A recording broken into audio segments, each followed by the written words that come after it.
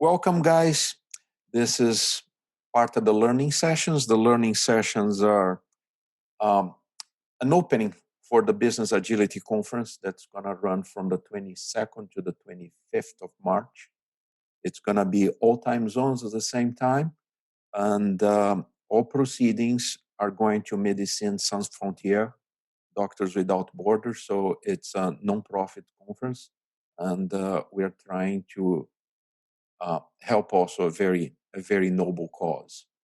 So today we are going to talk about outcome-based thinking and OKRs.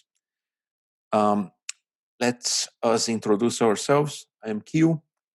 I am a Scrum trainer, Scrum at Scale trainer, and I've been working with Scrum for about 15 years or so. And OKRs is something that became very near and dear to my heart. It's very useful alignment tool and very useful for Scrum teams.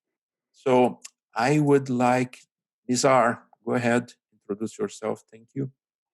Hi, my name is Nizar. I'm from Ontario, Toronto, Ontario, Canada.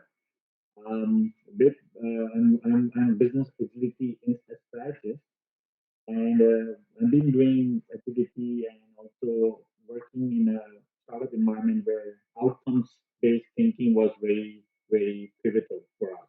So last 20 years, I've been working and closely working in an outcome-based kind of approach that we focusing on. OKR is one of the frameworks that really helps us to drive that. Denise, you are the next. Excellent. Thank you, Nizar. I'm Denise Canfield, and I'm joining Q and Nizar for this session. I'm a business agility and leadership coach, and I've worked at several companies now, helping them to implement OKRs so that they really focus on getting the outcomes that the organization needs. And so I really enjoy working with senior leadership teams, any team, in fact, helping them achieve their OKRs or build their OKRs and really focus on meeting them where they're at, not telling them what to do, but helping them understand how this framework can help them be successful. So back to you, Q. Okay, sorry, I have a little bit of glitch on my side. Okay, we are going to run this session for 90 minutes, and we're splitting it into a few segments. First segment is explaining what OKRs are. Should take about 20 minutes or so. Then we'll have our first activity or first exercise. It should go for about 15 or so. Then we'll talk a little bit more about OKRs. We have our second exercise, and then we'll have a bit of time left for Q&A at the end. So let's rock and roll. Let's dive into the subject. First thing is, why we need this stuff, right? Why OKRs? What we're trying to do with that? Well, a little bit of historical perspective. It came about in 1975 when Intel was in its infancy and was created by Andy Grove, which was then the CEO of Intel. The idea is we want results that we can measure. Black and white, you either did or you did not. There's no judgments, there's no interpretations, nothing. Very simple. That was the whole idea behind it. OKRs are great because once you have this implemented in the whole organization, everybody knows what everybody else is working on. And that way, it's much better to collaborate and much easier to collaborate. And eventually, people are going to perform better because there is alignment and there's visibility. As a little bit of information, highly aligned companies where people understand what's going on, what the objectives are, what the strategy is, they acquire a lot more revenue and they are much more profitable than places where nobody's really sure what the strategy is and nobody's really sure what the other people are working on. So you have to think of OKRs as a framework. It's a lightweight framework. It's about strategy and alignment. to make sure that people have common goals, common commitments, and people have clear accountability of what they expected to do. A lot of companies have been very successful with OKRs. It started at Intel. It got very popular at Google.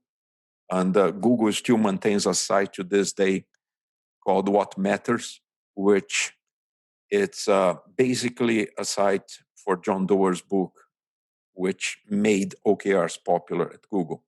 And they're going to talk, LinkedIn uses them, Netflix uses them, Spotify, Adobe, Intuit. That's just a little bit of the universe of people who use OKRs very successfully. So we have some fundamentals here before we can go to our first exercise. One is they have to be simple. They may be per sprint if you're doing Scrum. They may be quarterly. They may be both. Depends on the organization. The idea is to be transparent. Like Scrum, everything in OKRs is about transparent. It's about people understanding what other people are doing. And therefore, encouraging collaboration, because I know what I'm supposed to do and I know how I fit in the strategy for the whole organization. Another historical perspective here, you guys can figure out I probably like history, and which I do. This is from Intel in 1980, long time ago, right? When you come to things 40 years ago, right? And that was the time of the 8086 processor.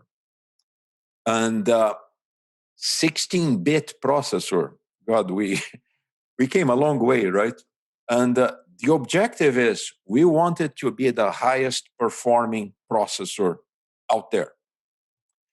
And their key results were, A, I need to publish 5 benchmarks that show that this family of processors is superior. I have to get the 8 megahertz, can you believe this, out to production. And I have to have at least 500 of those things no later than mid-June. So those are the objectives. Now, this was for the whole of Intel. This is the main thing. Now, when you look, well, there's the engineering thing. So how do we cascade this to engineering? How did they cascade it? Well, we have to deliver 500 of those things. See, deliver 500 of those things. So we have to deliver 500 of those things by end of May. So we have to have the final art, which is the mask where the chips are burned. We have to have all this thing. We have to have test tapes. They had tapes then, believe me, right?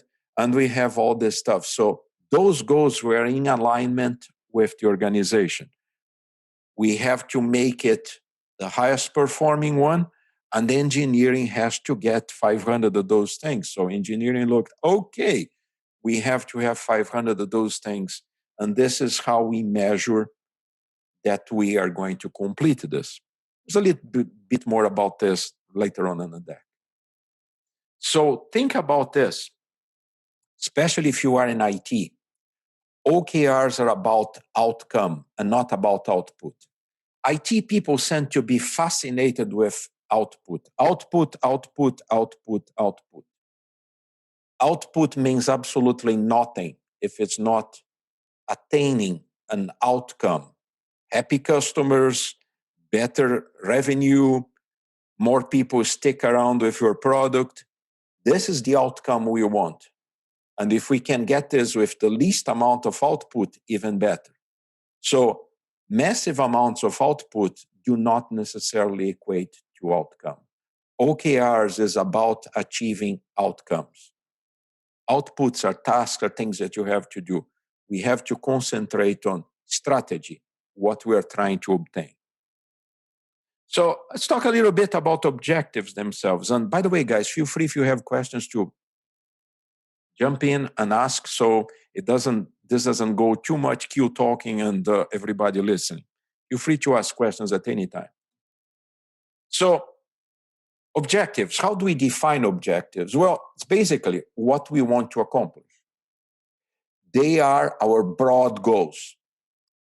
Cool thing, they are short. Short are easy to remember. Usually you have maybe 3 to 5 at high level. Now, they have to be easy to understand, and they can never be, and they should be always be ambitious. No ambiguity in there, easy to understand, and we always try to push it a bit more than we comfortably think we can do. Always try to aim for a bit more. So short, easy to understand, and always try to push more than you think you comfortably can do it. Now, when you are creating them, and believe me, the first time you're going to create them, it's probably going to be like, oh my God, this is so difficult. Gets easier like everything else. Does the objective align with the strategy, with the vision that your organization has? And ask yourself, why does objective actually matter? Remember, it's about outcomes. Why does this outcome actually helps me? Is this really cool? We can get behind it. Are we inspired when we read this thing? Oh man, this is going to be cool. We're going to beat everybody to the market, or we're going to be the first company to put a civilian rocket in orbit. It's something that actually makes you want to do it.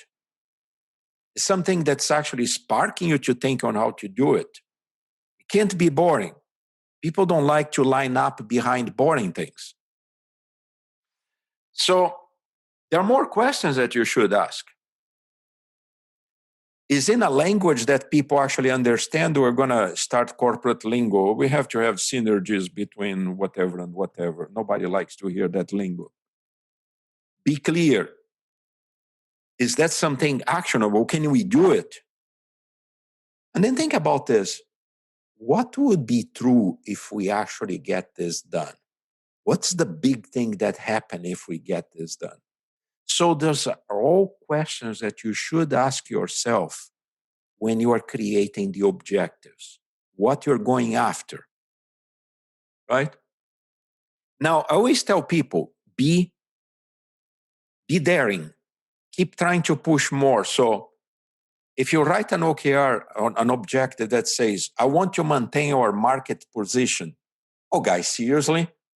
I mean, that's what you want to do? You want to be just what you are right now and not grow, not trying to do anything? And by the way, start with a verb. Be very positive, right? Try some things like this. Ship, feature, whatever. Simple language, simple terms. Encourage people to, oh man, I got to the haha moment. We have some great ideas here. So that's what an objective should motivate people. Like, remember the Intel thing? Make the 8086 the fastest 16-bit processor. Then you start to think, how are we going to do this? Now, there are some attributes that you have to think about these objectives. Inspire people. Are they attainable? Well, most successful or something like that, maybe a bit of a stretch, but hey, why not try it, right? Are they concrete, bold, something that matters is the why of the company? Now, it has to be time bound, right? I mean, if you think, oh, my objective is 3 years from now, that's not an objective. That's a strategy, that's vision, but 3 years from now, right? And what's the action?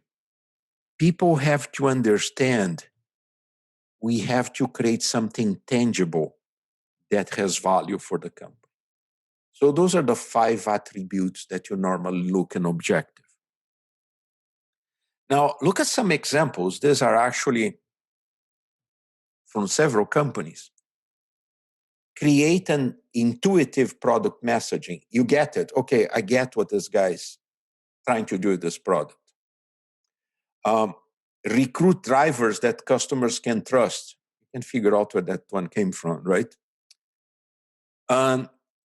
This one is pretty obvious because the company name is in there. Enable every Intuit worker to make decisions based on live data, current data, stuff that's happening right now, not stuff that was 3 months old and stale.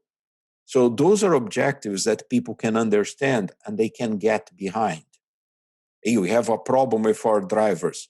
So we need to do better at recruiting people so the customers know they can trust them. So think about this. Start with a verb, create, recruit, enable.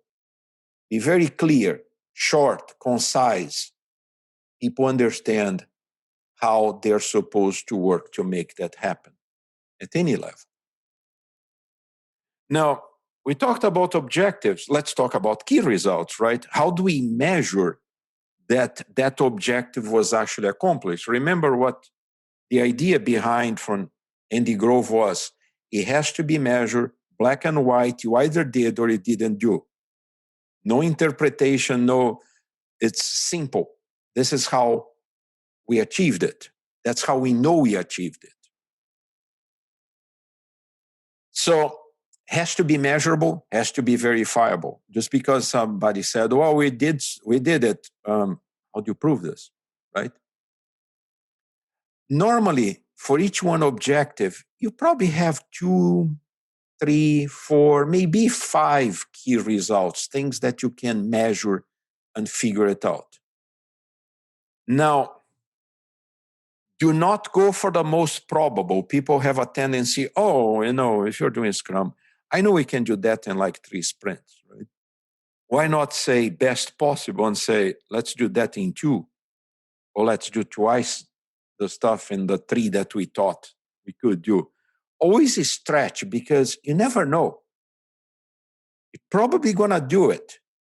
But if you don't stretch, you tend to be more, okay, let's go for the probable one. We know we can do that. No, always keep pushing farther than you can. So when you're talking about key results, think about these questions to ask. It's outside of our comfort zone. If it is, that's good, because that's exactly what we want. If you're looking into a quarterly or a sprint horizon, is that going to be the best one we ever had? Good. That's exactly what I want to do.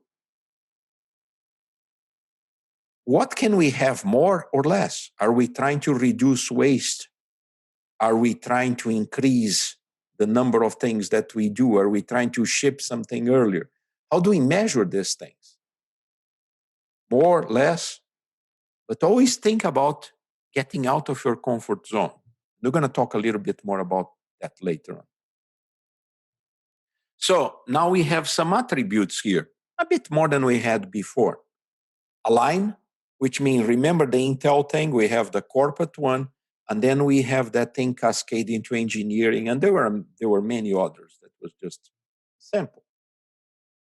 Aggressive, put the bar, higher, let's try to jump even higher, because that's what motivates people. Let's do something cool. Let's do something we never done before. Understand the behaviors that you're going to generate with that. Make sure that people creating those key results, they are actually involved in the process. So they have ownership of that. It's not something that just, hey, this is it. This is how we're going to measure it.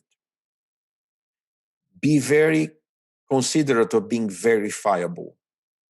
Data is very important. I always tell people there is I think, I feel, and I know.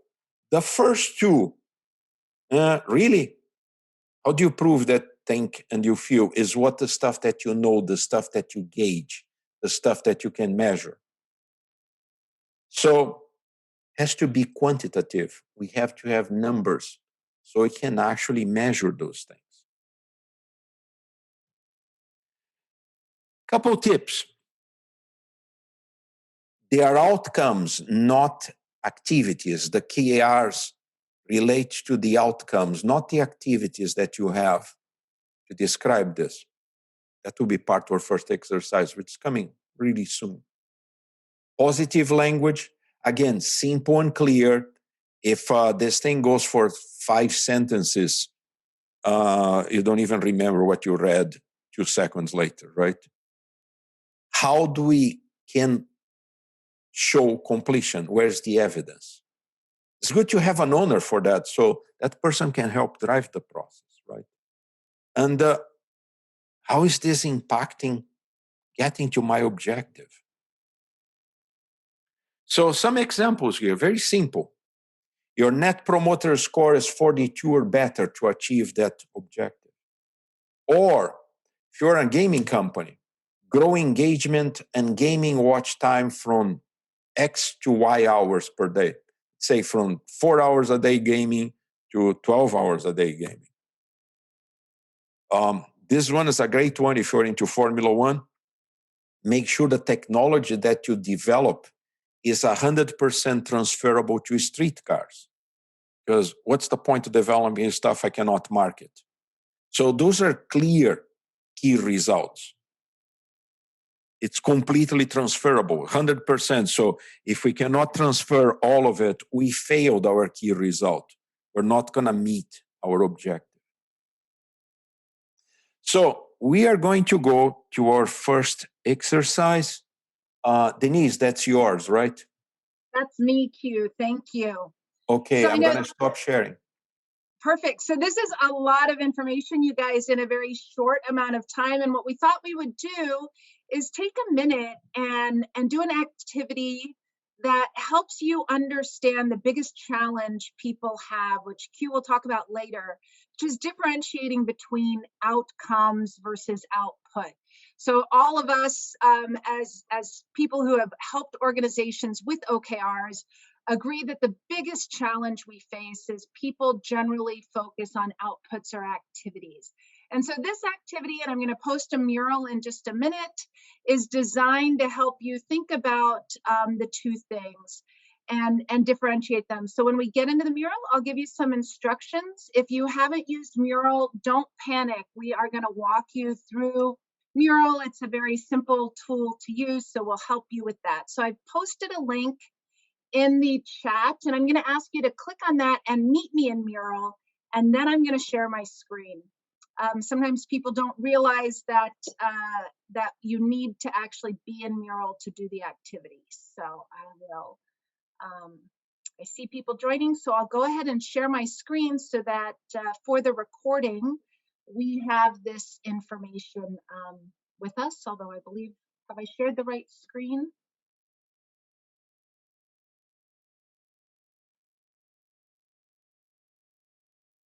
Looking good so far. Awesome.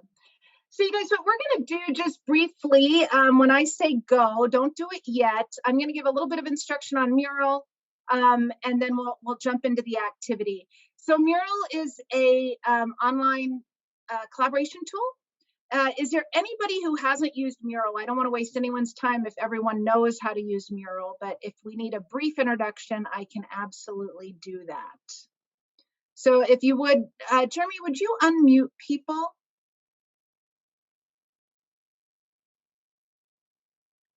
So I'll just ask you to speak up if you've not used Mural before, or type in the chat if you haven't used Mural. Otherwise, we'll just get going.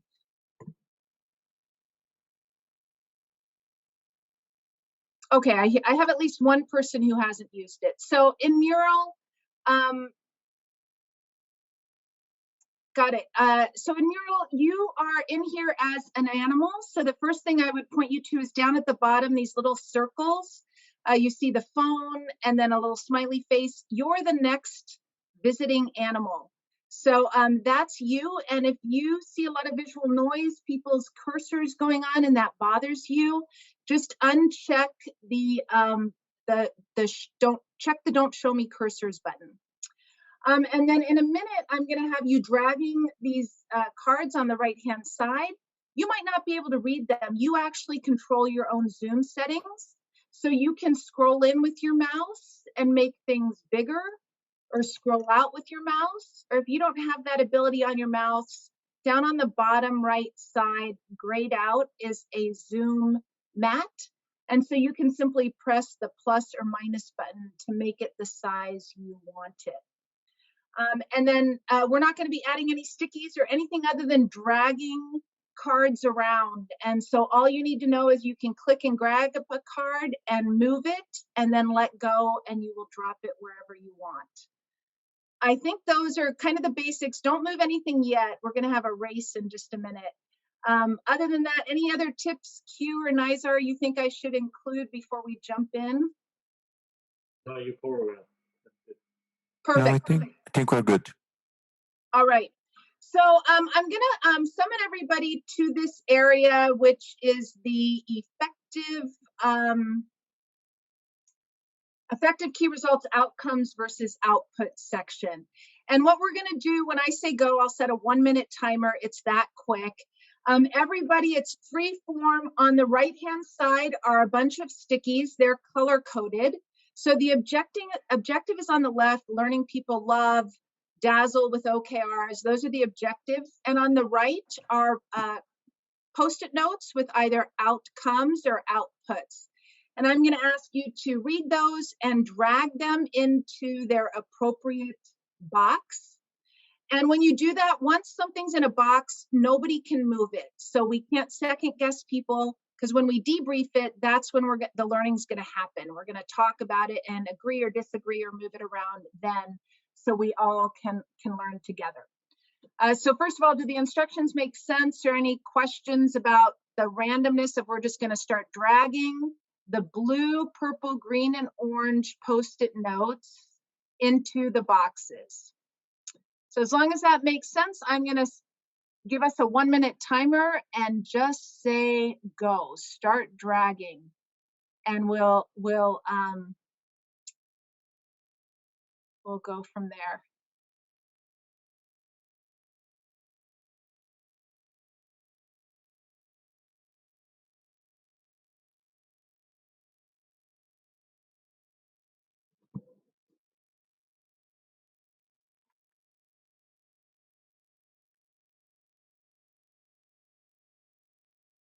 Sorry, Sandra here. I think some of the stickies are hidden, so they're behind the...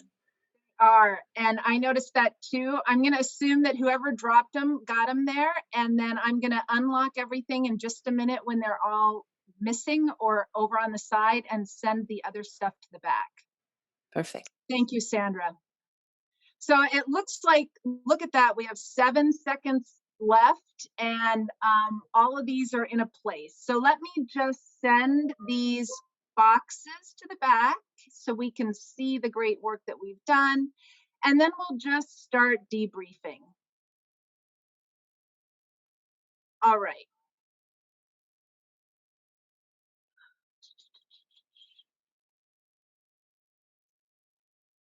So let's start up here with learning people love. That's our objective. And now that we have them in boxes, you guys, I'm gonna say let's not move them around, and we'll just talk about each of them. So I'm gonna zoom into the blue section, and let's start talking about, and how this is gonna work, you guys. Come off mute, and you can unmute yourself, or we can unmute everybody. And we're going to look at each one, and we're going to either agree it's in the right place or talk about why we think it's in the wrong place. So let's break this down. So this first one, videos viewed by 6,000 employees. What do you guys think? Is this an outcome or an activity? Do we agree it's an outcome? It's an output or an activity. I think it's I'm an not sure. outcome. Yeah, I also think it's an outcome.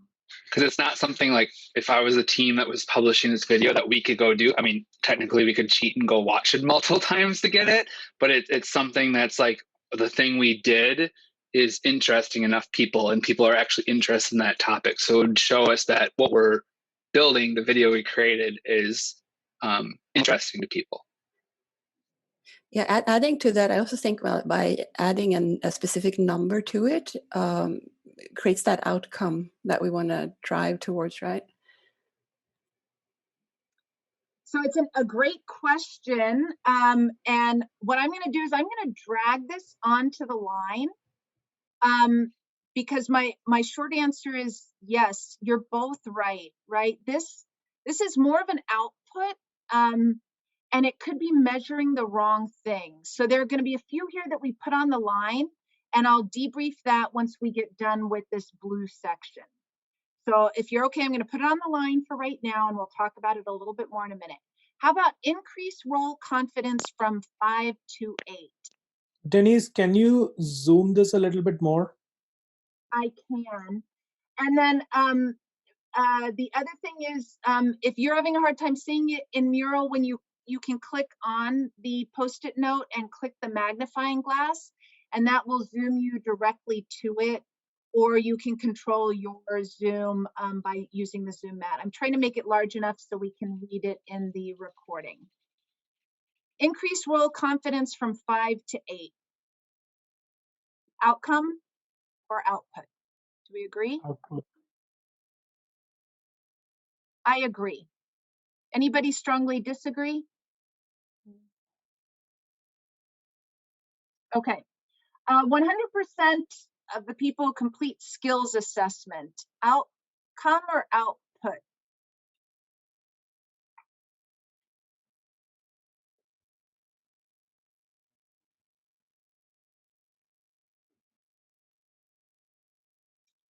I'm going to agree outcome. That's where we've got it right now. And then 50% self-assess skill improvement. Do we agree that's an outcome? Anybody disagree? Looks good. Okay. How about this 25 capability courses? Outcome or output? Output. Output. Well, I could see that as an outcome. If I had 0 and I'm developing this, and my goal was to start producing capability courses, like that was part of my objective, I could see that as an outcome. Mm-hmm. Would you I'm be gonna okay, counter Tom? Tom. I'm going to counter Tom to say, great, you delivered 25 things. So what? Did people actually watch it? Did people like it? Did they learn anything? Or did you deliver a bunch of stuff no one wants? It's kind of to the, we have nothing, let's put something out in the market. Yeah, I'm going to put it on the line. And if you bear with me, we'll talk about these that are on the line in a few minutes. Because again, I'm going to say we're not right or wrong, right? It's just a degree on a spectrum. So I'm going to put it on the line and we'll talk about it in just a minute. How about 25% of the organization accesses toolkits within 90 days? So in this, there's learning that's happening and there are toolkits that support the learning. And so this is a post-class type of thing. I think it's an output. Unless those skills, those toolkits get used beyond just the plain access of it, it seems to me it's more of an output than an outcome. Okay. And would you help me out? How do you pronounce your name? Shivani. Shivani. Thank you, Shivani. Anybody strongly disagree? Can we move it over here to the output side? I can't read that. What is it? 25% of the organization accesses toolkits within 90 days. Activity or outcome? Again, if you're starting from scratch and you have nothing, and your goal is to try and create an audience, I could see this as a result, and later on I could see it as like an operational metric. Okay. So I'm going to put it on the line because it can be one of those that are on the line, and we'll talk about it in just a minute. And then the final one over here in outcome is achieve 75% user adoption. Yeah, that's an outcome. Outcome. Yeah, outcome. Okay. And then let's just pop over to the output side. We have advertised videos in social media. Do we all agree that's an activity? Yep. Yes. Yeah. Good. Create 5 academies. Activity. Yeah. Identify and define the highest priority soft skills for employees. Activity. Okay. Yeah. And then incorporate PLE into manager scorecards. So incorporate the learning into a scorecard. Activity. All right. So first, let's look at our outcomes, right? We have this one increased role confidence from 5 to 8. So people are learning and they're able to be more confident in their job. Completely agree. That's an outcome that's relevant. The skill assessment, this 100% complete skills assessment is a leading indicator that tells us we're on track, we're doing the right things. We can't get to self-assessing skill improvement if we don't have that initial skill assessment. So these two kind of tie together. One's a leading indicator, one's a lagging indicator. And then achieve the user adoption is a good outcome. It doesn't tell us if the learning's effective, but it at least tells us that people are doing it. These ones in the middle, you guys, you could put them either place. And to be honest, as a coach, I like to say this isn't a hill I'm going to die on, right? If Tom is saying, I want 25 capability courses to be an outcome, and I asked him a couple times, well, what is the outcome of 25 capability course? What is the longer term impact you want to have? And he just kept saying, look, I don't care. I just want to make sure we get 25 courses up by the end of June. Then I would let him keep that as an outcome. And I just want to acknowledge that this is really, it is an activity metric that doesn't tell us if we've achieved the intent of learning people love, which means people are taking the learning, they're achieving their skills, they're growing their capabilities. But again, it's not something that's so important that if you have these other 4, you could put this there. Although I would remind you, we want to keep it fewer key results. Like we don't want 10 key results. But if someone is just adamant, they told me I had to get 25 courses done, you could put it over there. And I think most of these fit into that category, right? They're measuring an activity that's being done, but not the impact of the activity. And so even though they're measurable and there are numbers there, I would just ask you to think about the outcome, which is measuring the impact, the intent of what you're trying to achieve versus just the quantity of something that you're building. Does that make sense? The difference between those? Yep. Okay. This one here, I would say if you were putting it over here, I would make this one a leading a lagging indicator of or a leading indicator of the adoption piece. So you could tie those two together if you want to put them in there. And someone's going to have to keep me honest on time, Q and Nizar. I don't want to go too long, but hopefully we can go a little quicker as we go through this. So M3 is like, go ahead, Q. You have probably about 5 to 7 minutes. Perfect. Thank you. So I'm just going to say, agree that, people having OKRs is measurable. It's the outcome. It doesn't necessarily tell us it's the right OKRs, but it is an outcome. Achieving OKRs is an outcome. And so we have 2 of those, roof shot being kind of you got to have it, moonshot being aspirational. So there's 4 here that I'd like to talk about. So a tool for transparencies of OKRs. We've got that in the outcome section. Anybody think that should be an output? I think it's an output. Output. Output. I would like to see like what % of people know where to find OKRs. Right? Mm-hmm. That would be better. We wanted to measure like, do people know where they are? Understanding that versus we have a tool. I agree. It is kind of a 0 or 1 measurement, so it can be measured, but it's not really measuring the right OKRs or things of that nature. Create an OKR intranet site. Output outcome? I think it's similar to the other one, so probably an output. Okay. Create a champion program. Output. Agreed. And then roll out in 30 days. That's a tough one. Yeah, I'd say that's an output as well. I mean, you just got to ask so what for each of these, right?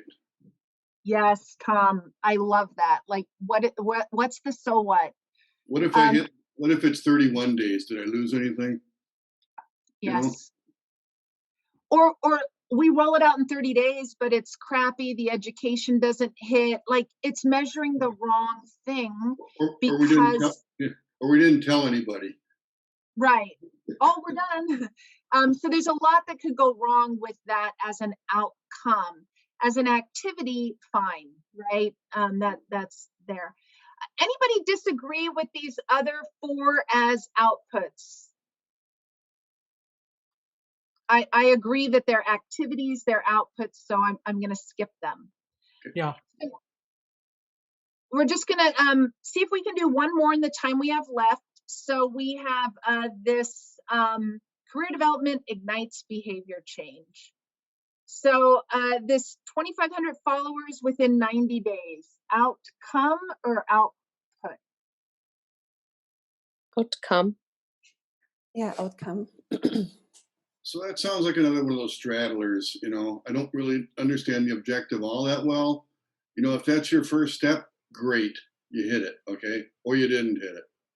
It's measurable for sure. So Tom, are you arguing with our team's OKRs? Because we have that exact key result in our OKRs. We're starting from because scratch. We're trying to build a business agility community at our company. And like the first thing we have to do is, are people even interested? So by the end of the year, we want to build, so many people who are a part of the community who are following us, right? But that's the first step. Great. Are people actually getting learnings and continue to participate? Well, maybe that's next year's. Got to pick on Tom a little bit that it's exactly our team key result. Yeah. I would agree to that. It's like having followers is an indication of something, right? They are following you because for some reason they're interested, but then the next step would be to find out.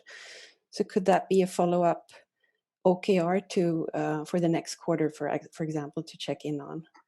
Yeah, I agree. I learned just in the co-developing our OKR course in the office that something can start out as a key result, and then it can just becomes like a transactional activity after that, right? Yes.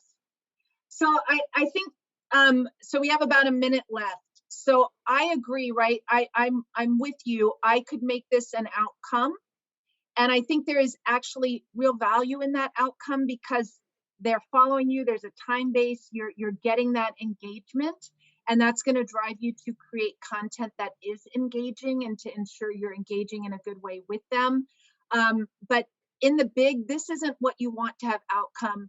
In this case, you're building a career day and you want people to have development and change their behavior so that they achieve their career goals. So this is the core key result we're looking for, that over time people actually achieve their career development goal. In learning sessions and workshops, you have these level 1 surveys. Scoring on that means they were happy. This is one I could put on the line. We do it, but it doesn't really tell you the effectiveness. But an assessment helps you garner whether they're going to get to that career goal. Both of these, the followers and the attendees, mean you've done some of the right things to get people there, but do they tell you they got the outcome that you wanted? Not necessarily. So these are ones you could put there. They're great. They're the things that tell you you're doing the right activities, so they're not terrible. The pilot groups and define the measurable approach, these are things that are activities along with these others that are over there. So I know we're out of time. There's one more down here. What I'm going to do is, move these around into the buckets based on what we've discussed. and turn it back over to Q for the next section. Hey, Thanks, thank Denise. you. Thank you, Denise. And let me share my screen. I keep telling people I'm not very proficient in Zoom, so I hope I don't screw up. Okay, can everybody see my screen? Did I do this right? Yes. Okay, so very important to keep this in mind at all times. Do not go for the most probable result. Never. That's easy. We don't want easy. We want to push the limit a little bit, right? Remember Kennedy's talk about the moon. We don't choose to do the easy things. Way back when, right? It was very difficult. When you come to think, we haven't been back there since 1972, right? So it was a very difficult thing there. It's so difficult that we haven't done it yet again. So always go for that's why you call them moonshots. It's very difficult. You have to go for the stuff that's tough. And it's an interesting thing. Where that comes from is actually this thing called the Yerkes-Dodson law. And when I was researching this to write this presentation on the training class, this is from 1908. This is old, 112 years old. People already knew that getting people out of what we call the comfort zone is when you reach optimal performance. And they're talking about athletes at the time. Way back when, I think it was like the second Olympic game or the third one, right? They already knew that if you are in your comfort zone, you usually tend to fall asleep or get bored because you can do that. Oh, that's easy. But when you push somebody a little bit outside the comfort zone without creating an absurd amount of stress, because then things actually go bad, it's when you are at your peak, is when you are at your best. So this is the idea. Get out of the boredom zone because you can do it, and get in here somewhere, but not to the point that you're going to be exhausted. If you ever watch a marathon, you know what a rabbit is on a marathon? Anybody familiar with the term rabbit? They actually pay some runners to go and jump on the front, right? Because then everybody, oh man, I have to follow that guy. And then everybody increase their pace and that guy is exhausted, he bails out. And then people start to fall again on their pace. And then there is another rabbit. And you never know if it's a rabbit or it's a competitor, right? So you're always, I have to keep up with that guy and I have to pass him. If it's a rabbit, it's a rabbit. But if it's not, you're not gonna win.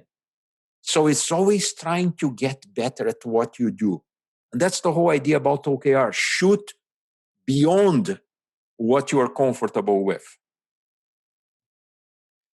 Now, the interesting thing is it's a great alignment mechanism. So if you look at the company, if you look as a pyramid, right?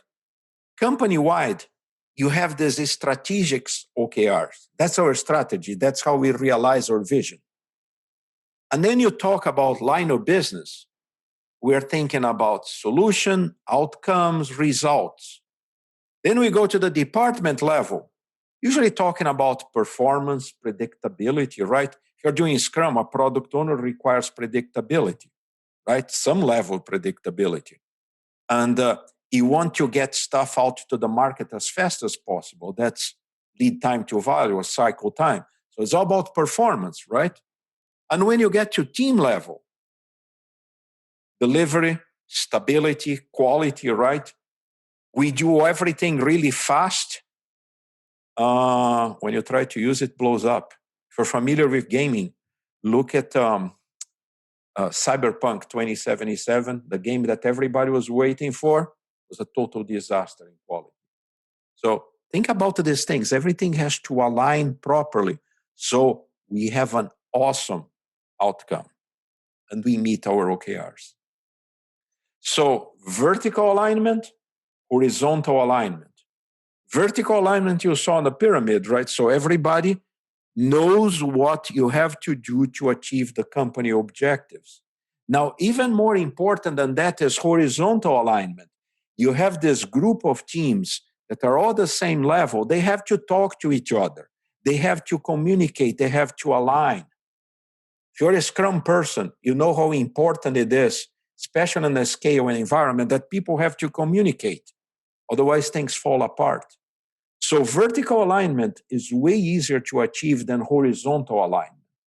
Horizontal alignment requires co-author, requires people talking, requires people working together, requires people to collaborate. And often is where things fail. So let's talk a little bit about scoring and how we check the progress of OKRs. Well, usually it's recommended, regardless of your OKR cycle, it can be a month, can be a sprint of 2 weeks, can be a quarter, right? Can be the yearly OKR, that you do a weekly check. Hey, what's going on here? Did anything change on our key results since the last time we checked? Is this going anywhere or we are not going too well? Confidence. You guys okay? You guys think we're going to actually deliver this? Right? Impediments. What is slowing us down? What's going on? I mean, it's not moving. So why is not moving? Where's the bottleneck? Where's impeding?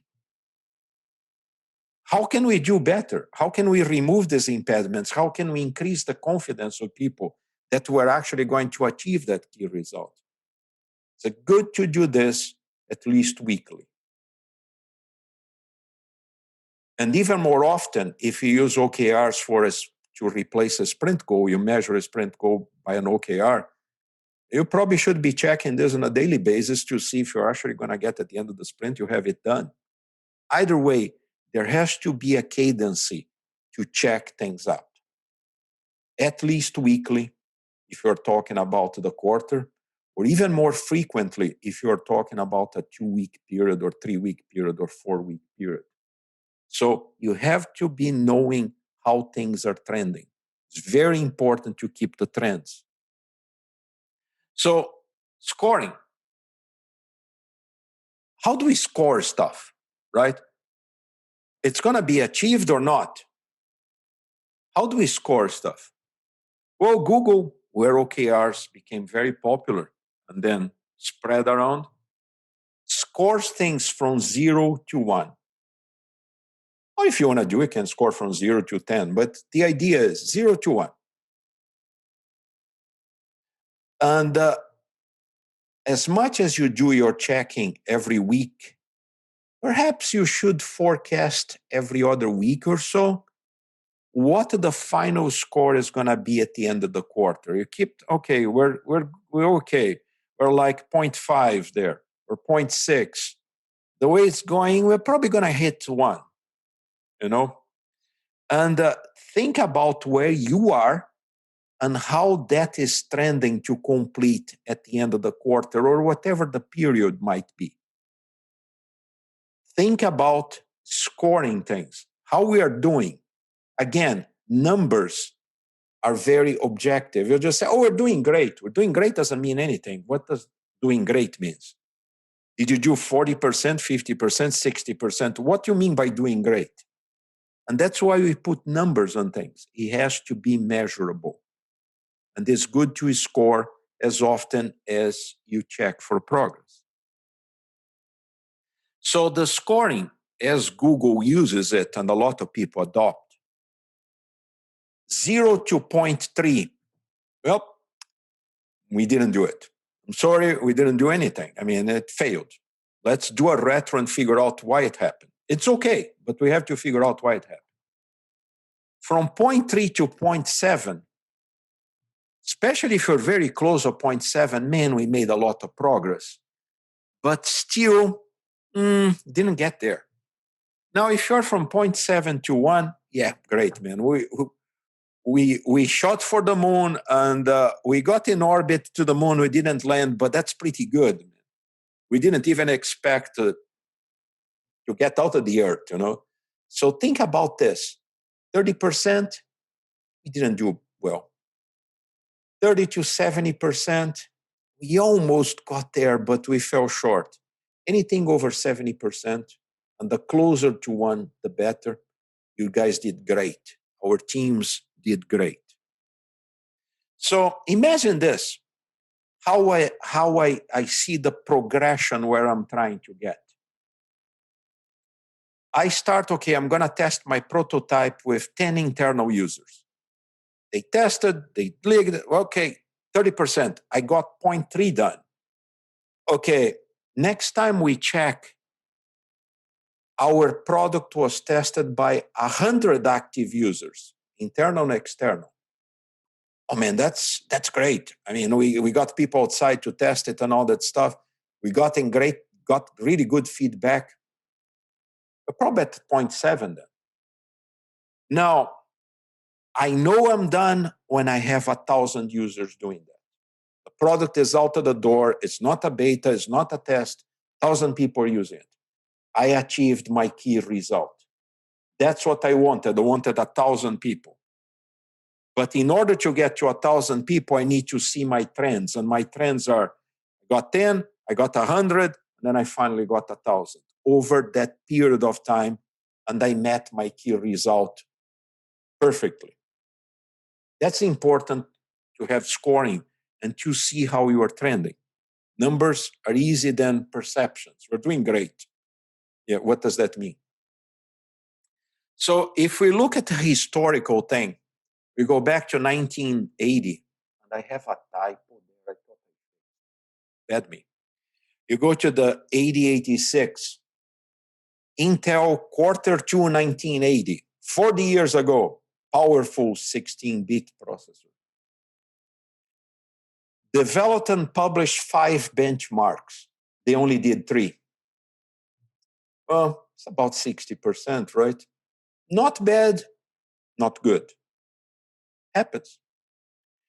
Get the product into engineering, into production. Well, we completely failed. We didn't get it there. 0. We didn't do it. It's very simple. Now we have to go figure out why we didn't. Ship 500 of those things. Well, we shipped 470. Man, that's pretty good. That's almost there. So that's how you see if the scores validate whether or not you actually achieve those things. You may not have got there, but you almost did. It was just a hair, like the third one. Or you failed, like the second. Or you did actually okay with the first one, but was still not there. So you know you failed, but you want to know by how much, and you have to understand how much progress towards a goal, towards that key result you actually did. That's the whole purpose of scoring. Now, if you're a Formula One guy like me, you also have to think about weak OKRs, average OKRs, and really good OKRs. So let's think you are Mercedes, who won God knows how many championships by now, right? Their objective for 2021 is to win again. Well, so to win, we have to decrease lap times. We have to go around the track faster than people. But we also have to reduce the time we spend on a pit stop. Okay. Is that an OKR? Yeah. Is that a good one? I think it's a bit weak, and let me tell you why. Let's move to the average OKR. Let's decrease lap times by 0.5 seconds. See the difference. One says decrease, the other one says by how much. Is setting the bar. Reduce the pit stop by 0.2 seconds, which is a lot. If you're not familiar with the sport, it's really a lot. Here you just say reduce it. This one you're setting the bar. Now we can get even better. We can make it stronger. In order to win the championship, we have to decrease the lap times by a whole second. Very tough. We have to keep, every time we stop in the pit, has to be 2 seconds or under. Has to be under 2 seconds. It's unacceptable to have 2.1. Now, in order to do this, we have to make sure that to also reduce pit stop errors by a certain amount. And in order to get really good, we have to practice at least 100 times every race weekend. So you see the difference. The first one is a bit vague. The second one, the first one is like, yeah, whatever we get, we get. You know, the second one is more target. The third one is really tight. So first one is, well, that's a probable result. The third one is, that's the best. We're going to be the best if we do that. So think about this when you create OKRs. You know, don't go for the, no, go for the stuff that's tough, the stuff that the other guys are not going to be able to do. You are not really sure you're going to be able to do, but hell, you're going to try. So Q, I got a question for you on that slide. Yes, sir. So often when I'm helping teams, and I'm going to use your strong example here of like decreasing lap times by 1 second, I often tell teams, like, if you have the current measure, let's say it's 45 seconds or something, like, or like the average, like put that in there, go from 45 to 44. It makes it more real. Same thing with like your pit stop errors for like 10%. So what? Like, is that a lot or a little, right? Yeah. But if you say go from 100 to 90, it makes it more real. Would you agree with that? Yes. Yes, I think it's actually great feedback. I'll give you an example going back to Formula One, right? Red Bull last year, they beat the pit stop record 3 times in 5 races. They went from 1.9 seconds to 1.88, and then they hit 1.82. So if you say there, you have to go from 2.3 seconds, which is the average for most teams. We are going to hit under 2. Yeah, it's great because you're setting the bar. Everybody's doing 2.2, 2.3. I'm not accepting this. We're going to do under 2. So it's a great feedback. It's something you can do and you should do if you have the previous measure. Good, Jeremy? Okay. Now, we have commitments and we have aspirational OKRs. So commitments as what we call rooftops, and aspirationals we call moonshots. That's why you see my icons over there, right? So commitment said, we are going to do this, non-negotiable. Like Red Bull say, in order to beat Mercedes, we can't run as fast as they can, but we can pit stop way faster than anybody else. So nothing beyond 1.9 seconds ever. Is that or nothing? So if they don't do that, they're going to figure out why they're not doing it. Run a retro and analyze what the hell is going on. If you're a lean guy, we're going to do problem solving. We have to figure out why we didn't do it. We either do or we don't. It's one or nothing. If we said below 1.9 or below, if we do 2, 2 is not good enough because I'm aiming for 1.9 or less all the time. Now, aspirational. Well, let's do this. We're going to see our pit stop is going to be 1.7 seconds. That's my aspiration. Well, if I'm hitting 1.8, 70% there, even more. 0.7 is already good. So I'm aiming to the moon. I'm going to land on the moon. Well, if I just get in orbit, it's pretty good. So commitment, it's do or die. Aspirational is let's go way beyond what we can do. If we get 70% there, 60 to 70% actually, there's a little bit of variance into that. We did great. Think about it. There are things you commit to, you do or die. The other things is you go for the moonshot. If we get there, we're almost there. Man, that's great. We did way better than we thought we could do. So rooftop and moonshot. Okay. Do an OKR review. It's pretty much like Scrum, right? You do a sprint review, you do a retro. Do an OKR review at the end of the OKR cycle, whatever the cycle is. It's the sprint, it's a month, it's a quarter of the year. Do a review. Figure out how things went. That's how you get things better, right? There is also the concept of, between time, okay, time is okay. Shared outcomes. And this is something that's very dear to Nizar, right? Multiple teams share the same desired outcome. So think about this. Run an effective outbound campaign. That's your objective.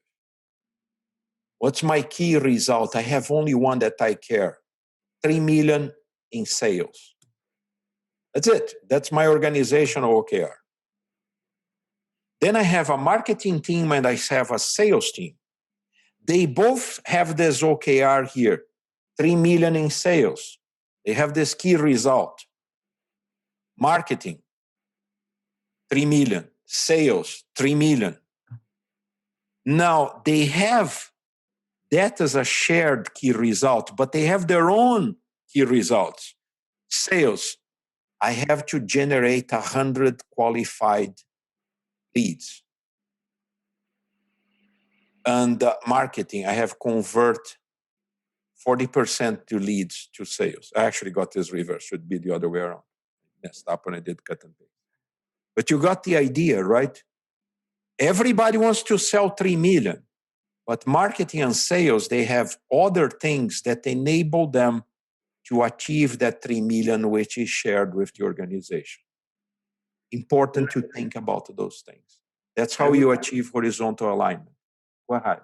I would like to add something what Q is mentioning is, we saw what Q showed, right? There is a vertical alignment, there is a horizontal alignment.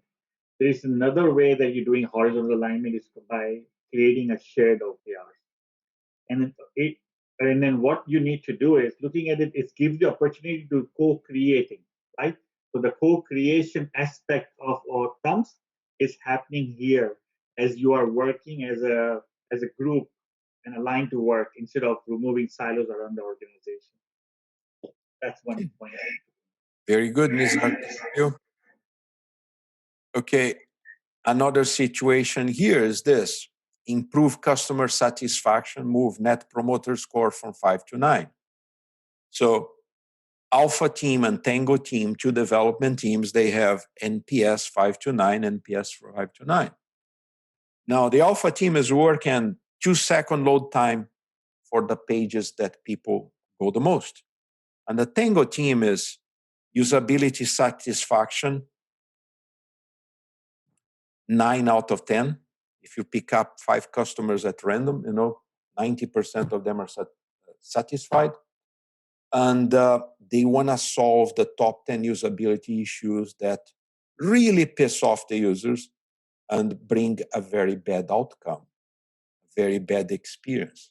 So they're all trying to do NPS 5 to 9, but they have to do things themselves to achieve that. So they share that. And there are things that they can do themselves to get there. Now, there are traps and screw-ups to OKRs. Business as usual, maintain market position. Come on, guys. Why do you need an OKR to be lousy, right? I mean, be lousy. Timid aspirational OKRs. Oh, instead of doing a moonshot, let's not bother getting to the moon.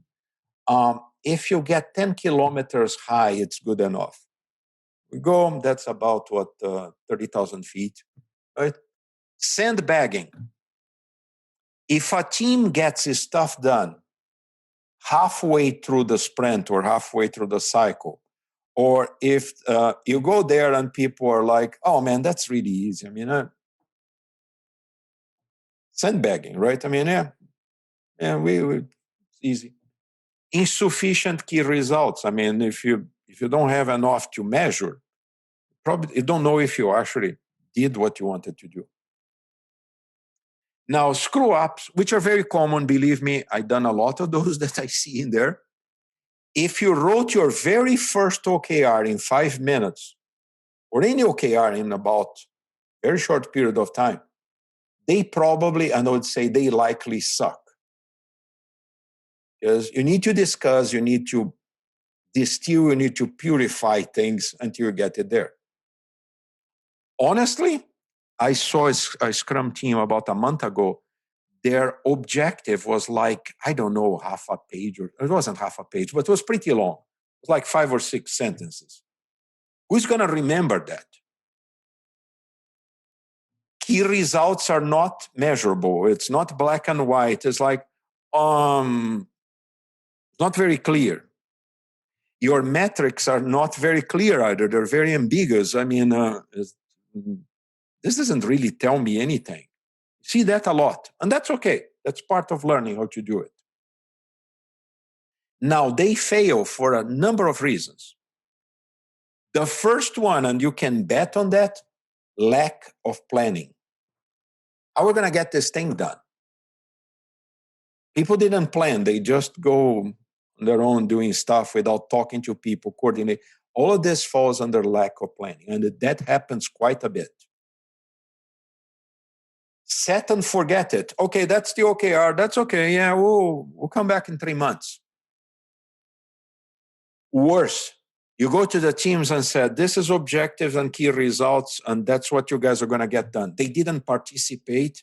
They didn't co-author. They didn't do anything. And then you get surprised why it didn't work. There's no collaboration. The teams are not talking to each other. You have too many OKRs. We have 73 OKRs for this year. I kid you not. Seen that. Date-driven. When you want to get stuff date-driven, it's very dangerous. I mean, I can see in situations like Intel had, there is an idea of a date, but we have to not get the trap on a date. Where are the OKRs? Can people actually see what the organizational OKRs are? I mean, are they visible? Are you being transparent? If you're doing Scrum, right? One of the 3 pillars of Scrum, transparency. Your OKRs are not aligned. The organization wants to do that, and the department is doing something else. Left hand, right hand, they don't talk to each other, right? Nizar, I am done with my part, and it's your time to do your exercise. So let me stop sharing. And we have about 10 minutes, close, maybe 15, Nizar.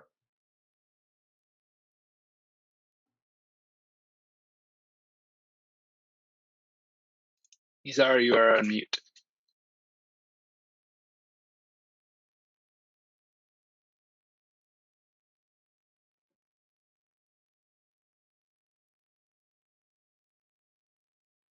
Can you hear me now? Yes, we can. Okay, good. Do you see the screen here? Okay. So now we went through the whole concept of OKRs. Now let's have an exercise done, right? So let's come to the reality on this side, how we apply OKRs. So what we created is the fictional company called Future of Work Consulting Service. Every outcomes, OKRs, should align to your purpose and vision. So the purpose and vision of that company is to partner to drive future-ready success through best-in-class enablement and delivery. Focus statement, or we can call it, what's the problem you try to solve for? How can you support your partners effectively to be future-ready and future of work? So as a group of, right now I say 4 to 5, but you can have 7 people in the group, or depends. You have 10 minutes to write an outcome, objective, and the key results based on the problem statement that we're talking about. So you can try to make at least one outcome created, which is OKR, and then we can review it and we can debrief it in few minutes. So we will have 10 minutes to just talk about this and write about it, and we will be breaking we will going into a breakout session.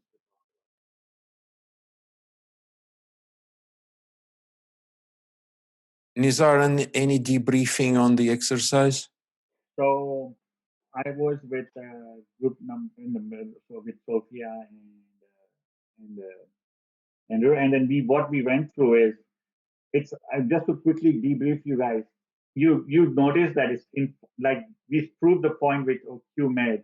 It takes more than 5 minutes or 10 minutes to write an objective, and we've been through this exercise. And right now in my group also I mentioned it.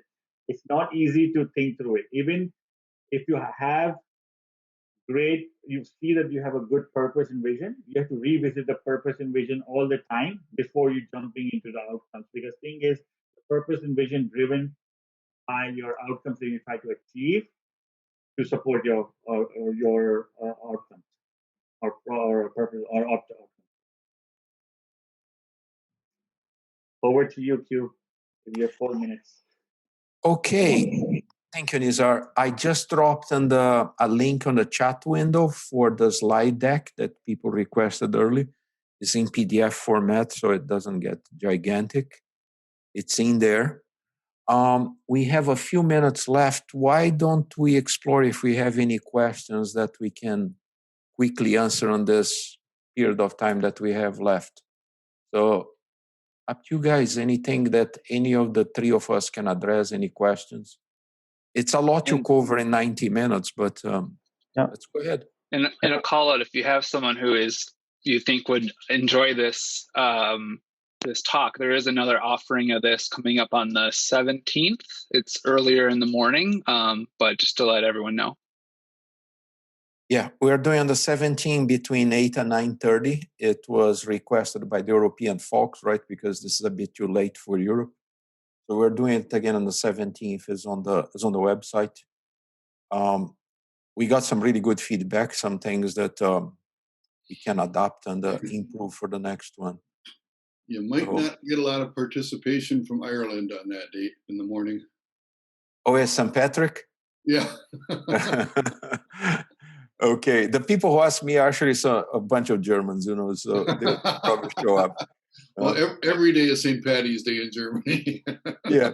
But sorry, I have a question.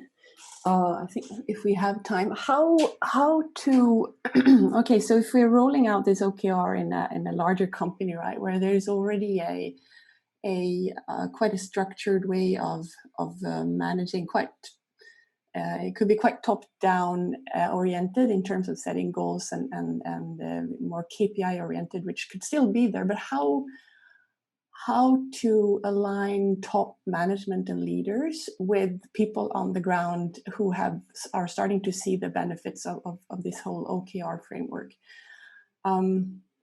Yeah, it's a big question, I know, which we could probably talk on for a long time, but yeah, any tips and tricks? What has worked for you guys and what hasn't? Since my voice is almost done, Denise or Nizar, do you guys want to address this one? I'm losing my voice. I was teaching the whole day today. So. I'm happy to try. I mean, I'm working with one of the organizations, with 80,000 people organization. First thing is that outcomes always start with your leadership, and it's important for them to buy into this whole process. The approach we usually take is keep it simple for them, right? So make them understand that they are not always being an output, right? So they know what outcomes are. It's just the OKR is the one of the framework that we apply for convert or moving them to think in a formalized fashion of outcomes. So when we look at the KPIs, they're looking at the KPIs in a very different way. Like even though they call it KPIs, those are really sometimes is our key results. So we just need to help them to convert those KPIs into key results, and they can take it very simple way. In my world, we started with teaching them or guiding them, and then we go to the next level. And we took a sandwich approach, right? Leadership and then team are adopting those, and then in the middle we get there, and then rest of the management was also taking it the same, adopting it in a very nice way. Denise? Yeah, I think you're right. It is such a big question.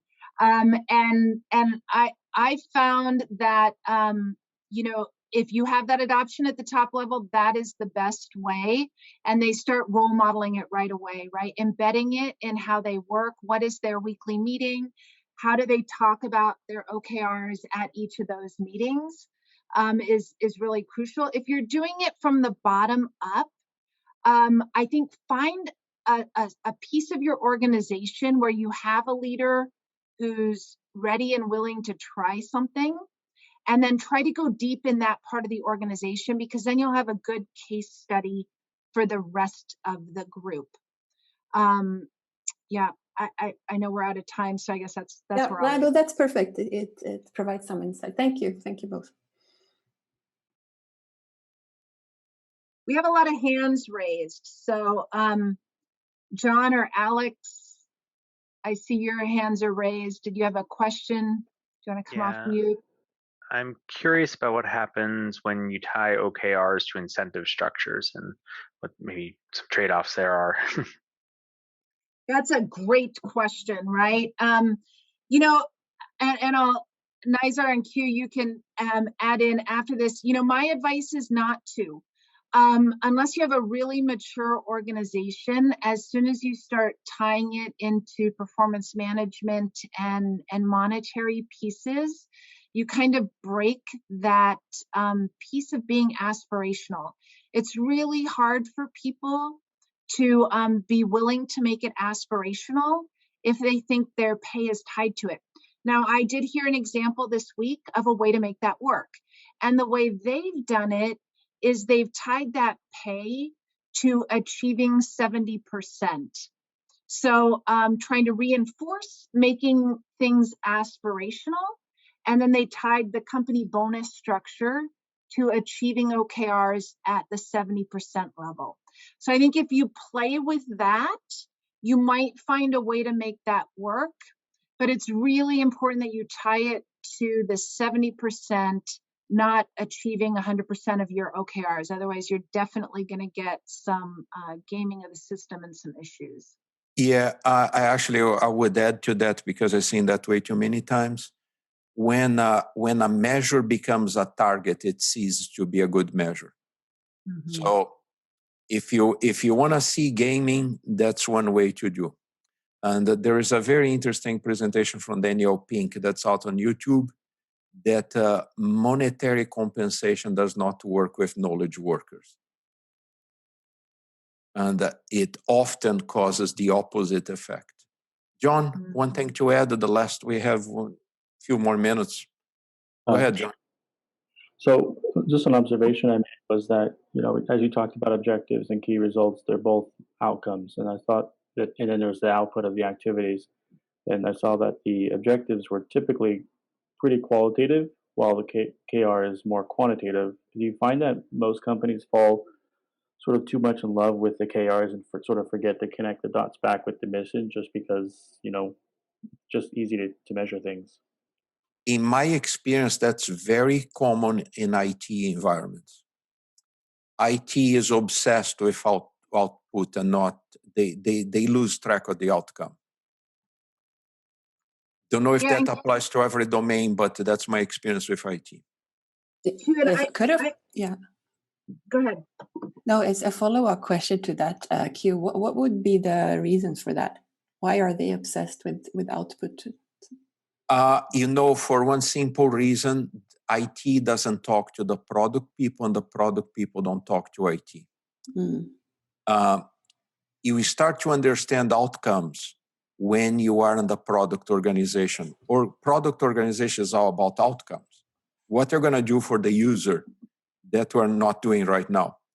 And IT is obsessed, let's put this 35 features out because the PO said that we need those 35 features out. And they don't understand that leads to shortcuts, that leads to poor quality, and etc. And that goes back into I'm going to argue with you a little bit, Q. Why? Or I'm going to not argue. I'm going to ask why. Because so often I see IT is being treated as order takers, right? They aren't a part of the definition. They're not part of the discovery. They're not part of writing the OKRs. In many organizations, they're seen as go build this for us as an afterthought to what the business wants to accomplish. It's not a partnership. You don't, to Absolutely. Nizar's, it's not that horizontal alignment of we need to bring technology, data, process, people all together to deliver the outcomes. It can't be done by just process. It can't be done by just technology. We have to, this outcome focuses on the customer and breaks down those organizational silos we've had in the past, or it needs to be successful. I couldn't agree more. And without doing a plug, I'm gonna do a shameless plug to Scrum at Scale. That's one of the things that we set up from the get-go, that business and the process have to work together. If they don't work together, what you said absolutely happens.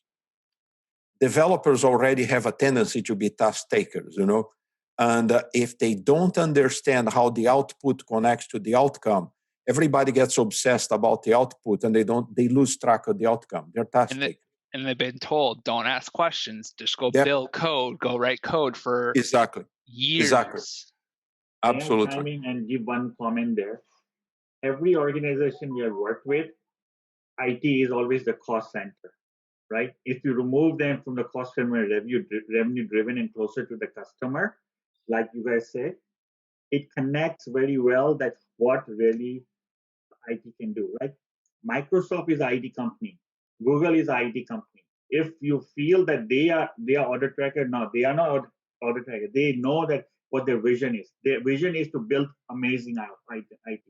Mm-hmm. If you're in the bank or financial industry or retail industry, you have an IT as one of the cost center that will be doing some work for us to support our business. Supporting members, functional teams are always be not connected well, and they like you said, order tracker. So that's the reason that the outcome supposed to connect them everywhere. That's all. Yep. So I would add one thing. You know, you guys think about the people you're meeting with, because I think what you'll find is in each group, you might find a creative person who anchors to the objective and the vision of what you want to accomplish.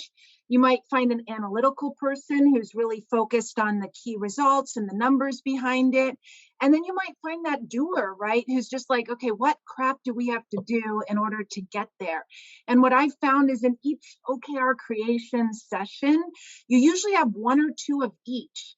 And if you can identify them, you will be able to pull their strength in at the right moment, right? Use your creative visionaries to help you with the objective.